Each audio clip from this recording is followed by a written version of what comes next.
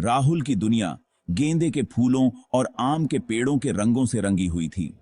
एक छोटे शहर का लड़का, उसकी जिंदगी उस सादगी की तस्वीर थी जिसे वो बहुत मानता था। उसे अपनी मां के हाथ के खाने में, धूल भरी गलियों में क्रिकेट खेलते बच्चों की हंसी में और विशाल तारों से भरे आसमान के नीचे बिताई गई शांत शामों में खुशी मिलती थी। राहुल प्यार में यकीन रखता था, उसके सबसे शुद्ध रूप में। उसने इसे अपने दादा दादी की आंखों में देखा था, उनके साथ बिताए जीवन में, जिस तरह से वे चलते समय अब भी हाथ पकड़े रहते थे। वो अपनी खुद की एक प्रेम कहानी चाहता था, एक ऐसा प्यार जो जीवन भर चले।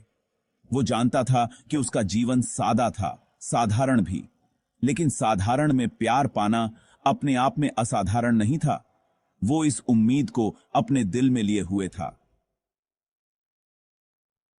हर रात तारों को फुसफुसाई गई एक खामोश प्रार्थना। उसे क्या पता था, किस्मत ने उसके लिए एक खूबसूरत प्लान बना रखा है। किस्मत ने उसके लिए की बाइसा जिगी की रही थी। सालाना गांव का मेला रंगों, आवाजों और खुशबुओं से सराबोर था। चारों तरफ हंसी और बातचीत से हवा गूंज रही थी। स्टॉल ट्रिंकेट, मिठाई और रंगीन दुपट्टों से भरे हुए थे। हर एक परंपरा और विरासत की कहानी बयां कर रहा था। यहीं पर राहुल ने उसे पहली बार देखा था। वो एक स्टॉल पर खड़ी थी, उसकी पीठ उसकी ओर थी। उसका दुपट्टा फेरिस व्हील की पृष्ठभूमि में लाल रंग का एक छींटा था। वो दुकानदार से मोल भाव कर रही थी। उसकी आवाज एक ऐसी धुन थी जिसने उसके अंदर कुछ गहराई से छू लिया। जैसे ही वो मुड़ी, उनकी नजरें मिली, समय मानो थम गया। उसके आसपास की दुनिया धुंधली पड़ गई। वो बस उसकी आंखें देख सकता था, जो शरारत और बुद्धिमत्ता से चमक रही थीं। वो मंत्र मुग्ध हो गया था।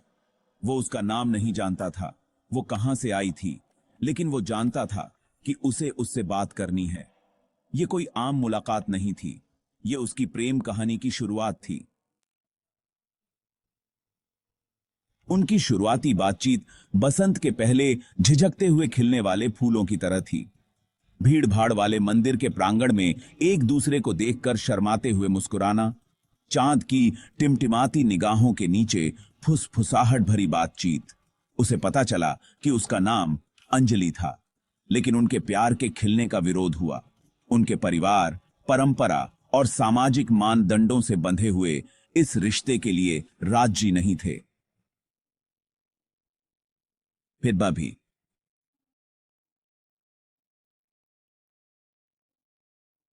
का प्यार और गहरा होता गया।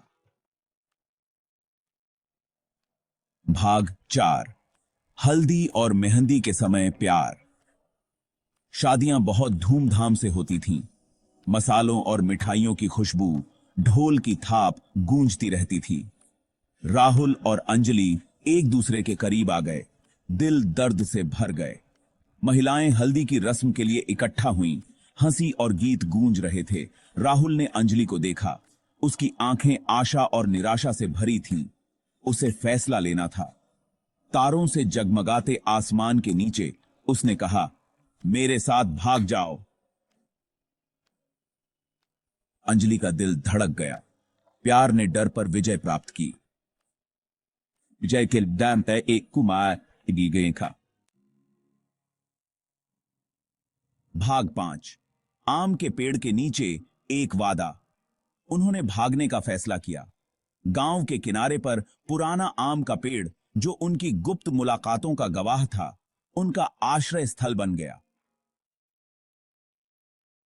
इसकी सुरक्षात्मक शाखाओं के नीचे उन्होंने जीवन की चुनौतियों का सामना एक साथ, हाथ में हाथ डालकर करने का वादा किया। अपनी पीठ पर बस कपड़े और प्यार से भरे दिलों के साथ उन्होंने अपनी नई यात्रा शुरू की। आगे का रास्ता अनिश्चित था, बाधाओं और चुनौतियों से भरा था, लेकिन उनके पास एक दूसरे का साथ था, और यही मायने रखता था।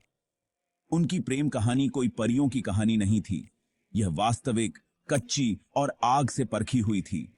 उन्होंने कठिनाइयों, वित्तीय संघर्षों और खोजे जाने के निरंतर भय का सामना किया, लेकिन उनका प्यार, उनका